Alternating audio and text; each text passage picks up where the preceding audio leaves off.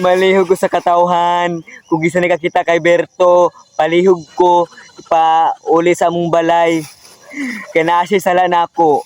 Wala niya giuli akong panty. Kung gikuha niya ang tanan sa kuha, pati akong panty og bra, wala niya giuli. Berto, asa man ka dong? Iuli budiri akong panty. Gikuha na ni mo ang tanan sa kuha. Karon di nini mo iuli akong panty. Sumbong ti kang mama. Na, isumbong puti ka sa imong asawa. Wala ni mo giuli akong panty og bra. Palig ko guli diri dong Berto. Asa naman karon dong? Ingon ka, love ko nimo. Nganong giingon na man ko nimo be? Nag-promise ka sa kuha, imo kong pakasdan na imong asawa di ay sa imong pagtuo sa imong asawa, dulaan. Sa pagtuo mo sa kuha, dulaan pod. Ikaw dong Berto, ayaw di ko kuha na kay kabalo kay ko na babaero kay ka. O dong, mananawagan ko sa tanan, basta kisin na kita kay Berto, ayaw di mugtuwa na kay uwagon kay na.